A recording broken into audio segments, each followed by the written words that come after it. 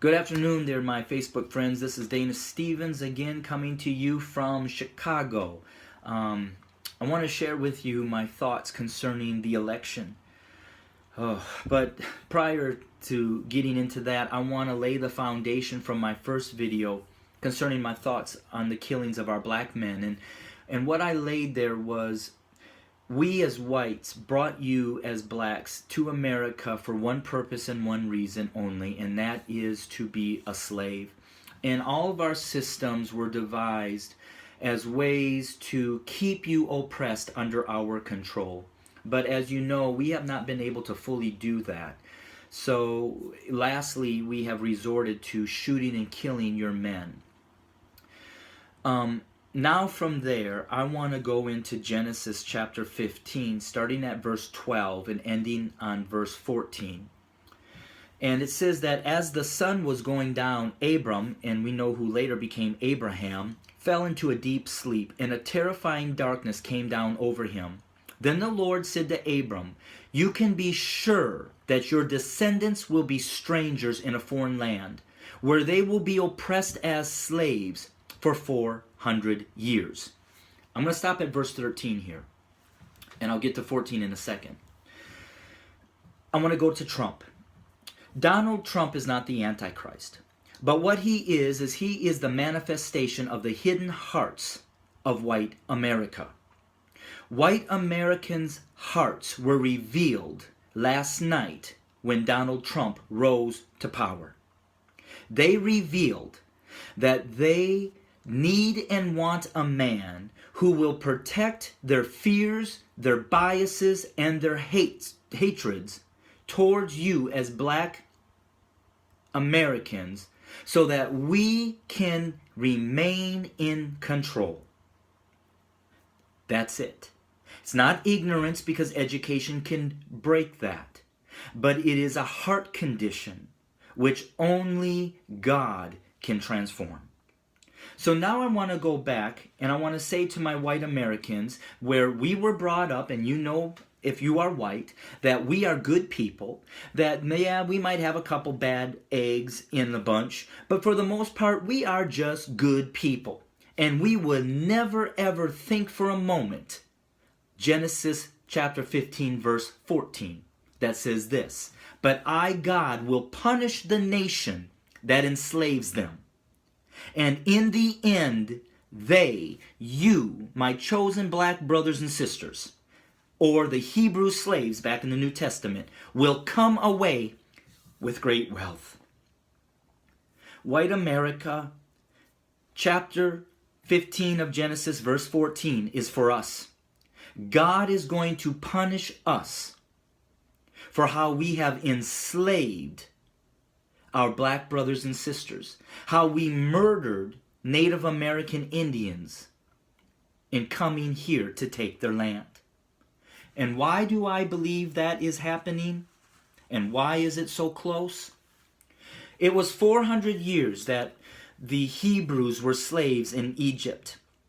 Well, on August 20, in the year 1619, historically marks the early planting of the seeds of the American slave trade.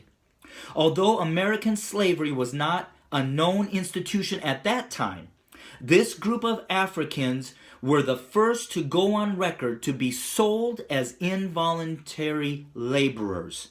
That was August 20th of 1619. Add 400 to that. We are looking at 2019 will mark 400 years. And that's why I bring this message now to my black brothers and sisters, that there is hope for you. Your oppressiveness and you being under the control and the hands of white America is coming to an end, because your 400 years will be up in 2019. And I believe that you are direct descendants of Abraham. You are God's chosen people. And I understand that you're frustrated right now because President Obama came in office and it seems like things have only gotten more and more rough for you. But now I want to bring you into Exodus chapter 5. And I want to remind you that when Moses and Aaron went and spoke to Pharaoh and commanded and demanded him to let his people go, how did Pharaoh respond? Well, this is how he responded. In Exodus chapter 5, verse 6, it says, "That same day Pharaoh sent this order to the Egyptian slave drivers and the Israelite foremen. Do not supply any more straw for making bricks. Make the people, make the slaves get it themselves, but still require them to make the same number of bricks as before. Don't reduce the quota. They are lazy. That's why they are crying out, 'Let us go and offer sacrifices to our God.' But load them down with more work. Make them sweat. That will teach them to listen to lies." President Obama was in office asking the government or Pharaoh to let you go. But they rejected him. They did to him what the Pharaoh did to Moses. And because of that, they've turned up the heat. That's why the racism that we see now isn't new. It's just forming because you, as God's people, are starting to say, "Let us go." And we, as white men, are refusing to do so. Therefore, we must put into power a man that will protect us so we can remain in control. But however, if you continue to read in Exodus chapter 5 and then go into Exodus chapter 6, then the Lord told Moses, "Now you will see that I will do to Pharaoh.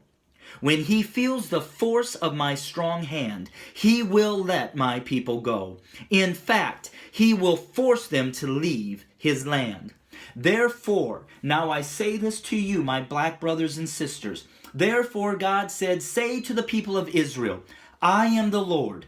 I will free you from your oppression, and I will rescue you from your slavery in Egypt, your slavery here in America.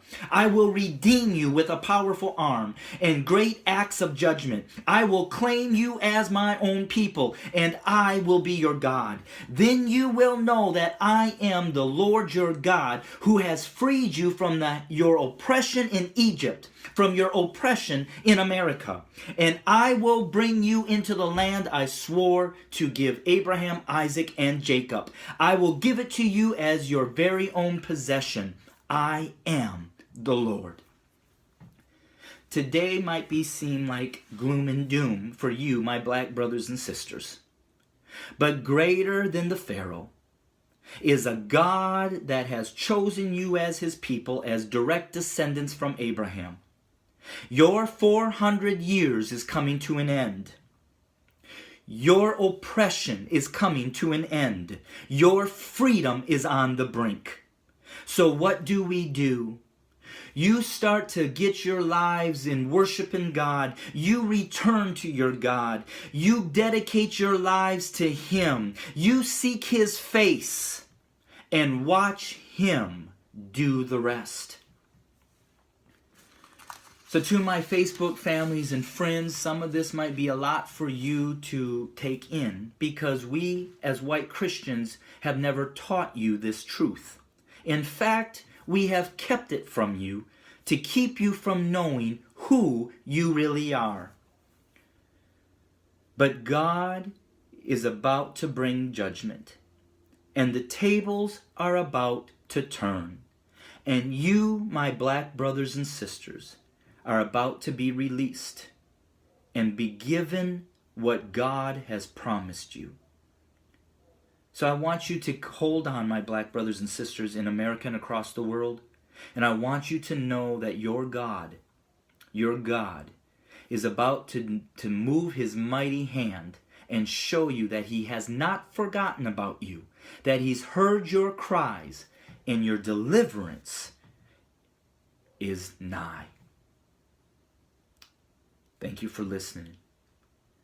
You can reach me at www.studio2911.org.